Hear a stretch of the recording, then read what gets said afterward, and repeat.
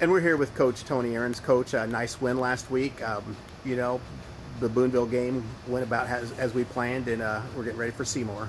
Yeah, you know, our kids, you know, we're proud of our kids, the way they showed up. We've had an experience with Boonville in the past and how we handled that, and our kids did a nice job. They showed up. Boonville came at them a little bit, but they responded and took care of the game. Yeah, on the way to school, I told my son the story about the Boonville double the second time around, and he kind of laughed. He said he had heard that story a time or two during the week, during practice. So Seymour this week. Tell us a little bit about Seymour. What do you expect on offense with them? Well, first of all, I think Seymour early in the year struggled a little bit here as of late. You know, they've been winning some games, and they feel pretty confident they can play. They're a run-and-shoot style offense. They're going to definitely throw the ball downfield. So we're going to have to be in space, take care of space. We're going to have good pass rush and try to get to the guys throwing the ball. Defensively, what do they pose for you?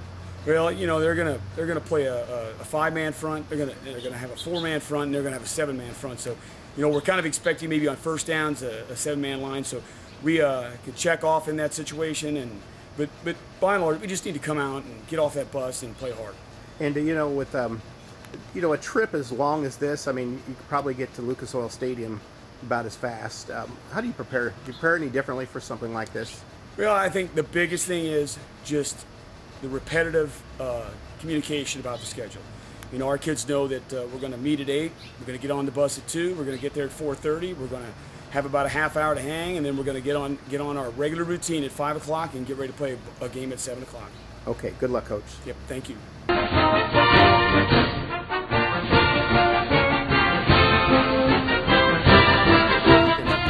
Nick Eckert, Coach. Great game last week. Really shut down Boonville. Sometimes you play a team a second time, you know, they get to know you a little bit better, but it didn't seem to phase your team at all. No, we played real well that whole game, you know, except that last drive in the second quarter that kind of upset me when we went up. I guess it was 24-0 or 23, whatever it was, but you know, that was disappointing. Our kids came out flat that drive, and we can't do that. But besides that, kids did a great job.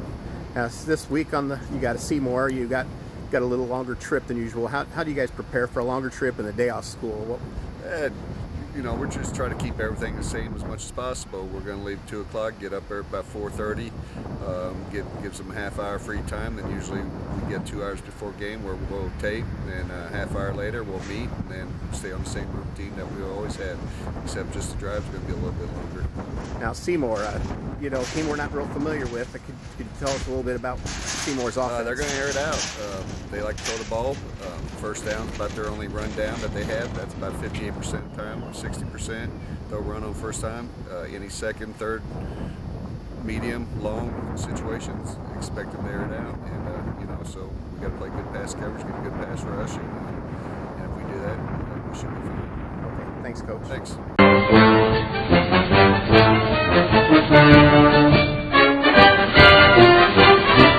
With offensive coordinator Jeff Mock. Jeff, nice game last week. Your offense really seemed to roll again against Boonville.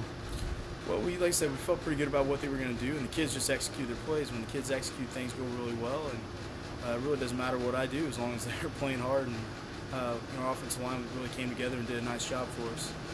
Seymour, you know, an opponent we're not too familiar with as fans. Can you tell us a little bit about their team? They get some decent size on the line, a couple kids, and they get small on the other side. Linebackers play pretty aggressively. They play mostly a 4-front in passing situations, 4-4, and they'll play 5-3, 6-2, and a 7-1 against runs. So you can kind of expect to see that. They'll probably start out a little bit of a 5-3 against us, and then slide down to a 6 for a short while, and then probably play a 7-man front, kind of covering everybody up and allowing those backers to run free. So, you know, it's not anything we haven't seen. People have been doing it doing it to us all year long, and so, you know, those kids are pretty comfortable with those fronts.